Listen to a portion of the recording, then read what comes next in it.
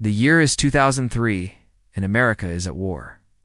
With support from the United Kingdom and a coalition of allies, they are engaged in a conflict with an aggressive and unpredictable enemy. This is the beginning of the end for the dictator Saddam Hussein. And this is his story. As a kid, I used to love playing with Legos, building elaborate structures only to smash them to pieces just for fun. But no one could have predicted the structure of chaos that would be built in the Middle East after the invasion of Iraq. As we all know, wars are not child's play, and this was going to be one hell of a ride. In 2003, the government of the United States, supported by the United Kingdom and a coalition of allies, would launch an invasion of Iraq in an effort to remove Saddam Hussein from power and end his brutal reign of terror over the Iraqi people. The conflict quickly escalated into a full-blown war, pitting the United States and its allies against Saddam's military forces, who were known to use brutal tactics to defend their positions. The fighting was fierce and the casualties were heavy as both sides dug in their heels and prepared for a long and bloody conflict. President George W. Bush declared that the war had begun, and millions of Americans tuned in to watch his televised address.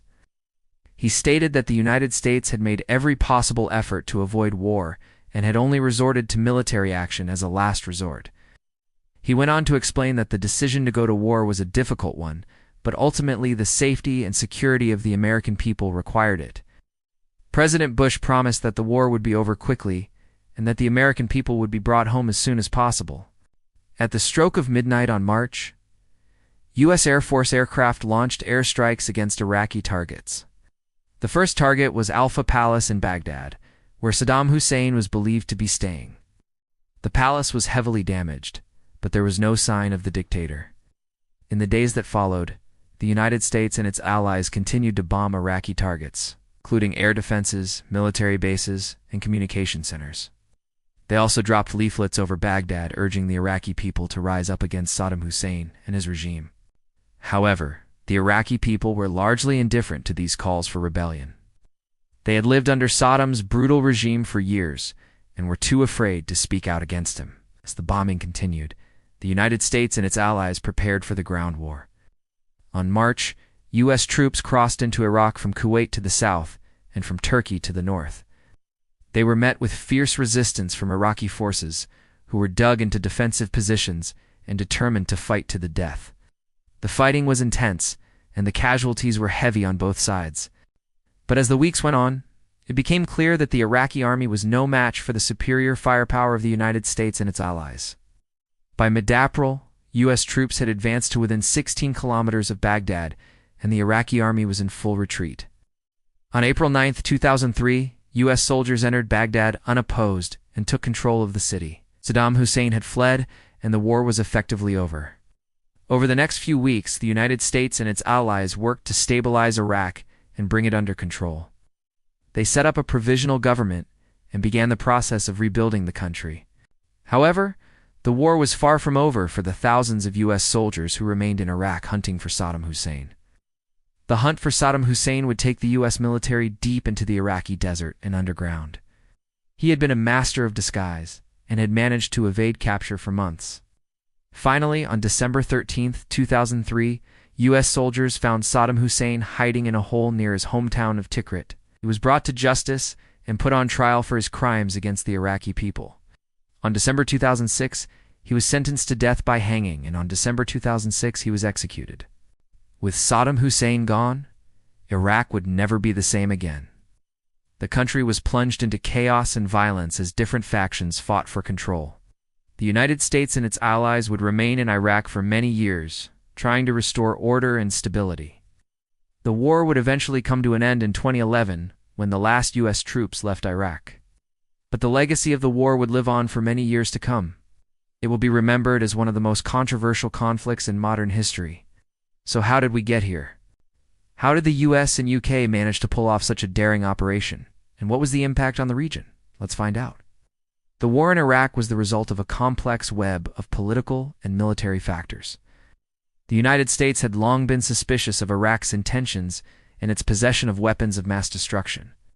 After the terrorist attacks of September 11, 2001, the Bush administration became convinced that Iraq was a potential threat to the United States and its allies. In 2002, the Bush administration began planning for a possible war in Iraq. This led to the invasion of Iraq in 2003. The invasion itself was a daring and ambitious undertaking. The United States and its allies assembled a massive military force of over 200,000 troops and launched a surprise attack on Iraq. The goal was to quickly overwhelm Iraqi defenses and remove Saddam Hussein from power. The operation was highly successful in the initial stages, with U.S. troops quickly advancing on Baghdad. However, the war quickly escalated into a full-blown conflict that lasted for years. One of the most controversial aspects of the war was the use of force. The United States and its allies faced criticism for launching a preemptive war without the approval of the United Nations Security Council. The war also resulted in a significant loss of life, both military and civilian. The United States suffered nearly 4,500 combat-related deaths in Iraq between 2003 and 2011, and estimates of Iraqi civilian deaths range widely. But it is generally accepted that the number is in the hundreds of thousands. Despite the controversy, the war in Iraq had a profound impact on the region. The removal of Saddam Hussein ended decades of brutal dictatorship in Iraq, and the country has since held several democratic elections. However, the war also led to the rise of new conflicts in the region, such as the Syrian civil war and the ongoing war in Afghanistan. So why did the United States invade Iraq?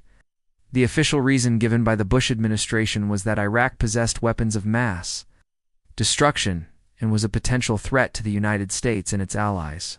Additionally, the Bush administration accused Saddam Hussein of human rights abuses, and his regime was seen as a threat to stability in the region. However, it later emerged that Iraq did not possess any weapons of mass destruction, and the threat posed by Saddam Hussein was overstated. The invasion of Iraq was a highly controversial decision that continues to be debated by historians and politicians today. Some argue that the war was a necessary evil to remove a brutal dictator and prevent further human rights abuses in Iraq. Others argue that the war was a mistake, and that the loss of life and instability in the region was not worth the outcome. The invasion of Iraq was a pivotal moment in recent history. It led to the end of Saddam Hussein's regime, but also sparked a series of conflicts and instability in the region. The war in Iraq remains a controversial topic, and its impact will continue to be felt for years to come. We hope you enjoyed learning about the invasion of Iraq and the fall of Saddam Hussein. If you want to learn more about this topic, we encourage you to do further research and explore the various perspectives on this complex event. Thank you for watching, and see you in the next video. I can still remember the day the news broke about the invasion of Iraq. I was glued to the television watching as the U.S. military rolled into Baghdad. At the time, I was a young man just starting out in my career, and the war seemed like something that would only happen in movies. I couldn't believe that real life was unfolding before my eyes. What struck me the most was the sheer scale of the operation. I remember thinking, how on earth could anyone resist the might of the U.S. military? And yet somehow Saddam Hussein and his army managed to hold out for weeks. It was truly amazing to watch. As the war dragged on, I couldn't help but feel a sense of unease. I knew that innocent lives were being lost on both sides, and I could unshake off the feeling that we were about to make a big mistake. Despite my doubts, I still watched intently as the U.S. military closed in on Saddam Hussein, and when they finally captured him, I felt a mixture of relief and sadness. Relief that it was over, and sadness that so much destruction and loss of life had occurred.